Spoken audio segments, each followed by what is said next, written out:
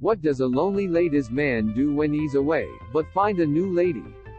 It would be nice to think that while the bold and the beautiful has Ridge off the canvas for a minute, the character is doing some soul searching, maturing better late than never, and deciding once and for all whether his heart truly belongs to Brooke or Taylor. But we all know that that isn't happening. It just isn't Ridge. Related story: Lee fumes over Sheila's release, and Bill and Sheila have sex. What we do suspect is going on is that old Romeo is licking his wounds after being dumped by both of his favorite wives and letting himself be consoled by a woman who is somehow unfamiliar with the international Playboy's colorful history. We can just see it now. Ridge is drowning his sorrows in an overpriced cocktail at a high-end lounge when the gorgeous stranger next to him observes, "You look like you just lost your best friend." "I just lost both of them," he replies forlornly. At that, the woman signals the bartender to serve them another round. "Then I guess it's time you made a new friend," the woman tells Ridge. "I'm Delia. My name is Ridge Forrester, and I'm a lady holic." Credit: Jill Johnson, JPI. A twist of fate as one drink turns into two, and an introduction turns into a conversation, sparks fly. Ridge can't help but notice how easy it is to talk to Delia. "Maybe that's because we don't have a past like you do with your friends," she suggests. "What about a future?" he asks. It sounds like a line. It is one. He knows it. He just can't stop himself. Delia is stunning and smart, intuitive and funny, and most appealing of all to Ridge. He hasn't bleeped up once with her yet. Well, aside from that cheesy line, "If you want a future with me, you'd better make it quick," she laughs. "I have to be back in LA on Monday. We can fit in a whole lot of future in a weekend," Ridge replies. And, in fact, he and Delia do.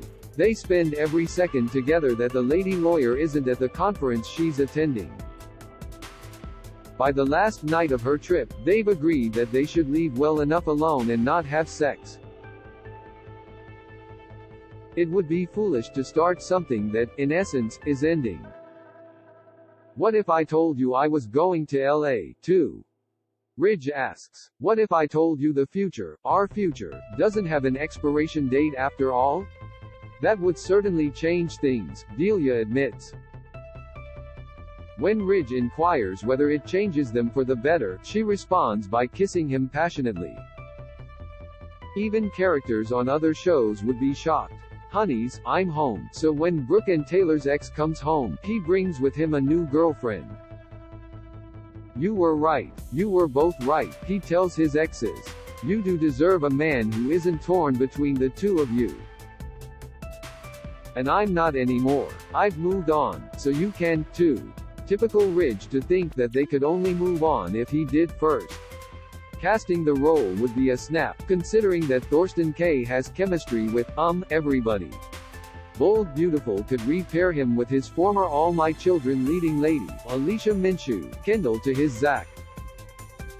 Or, since her CBC drama just wrapped, it could snap up Vanessa Antoine, ex-Jordan, General Hospital.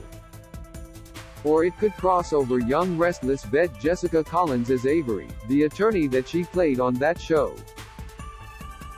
But we digress. Are you looking at Ridge's next destiny? Credit: J. Greylock, JPI, Michael Bazian, Getty Images, Jill Johnson, JPI. Needless to say, Brooke and Taylor have a field day filling in Delia on Ridge's head-spinning history. But her presence in his life actually does nudge them out of his orbit enough to consider other romantic prospects. "We already know one that y'all were not remotely into. Remember this proposition? But others are just around the corner." For instance, in Brooke's case, there's a whole plethora of actors out there who'd be absolute fire with Catherine Kelly Lang. Check out the candidates in the below photo gallery.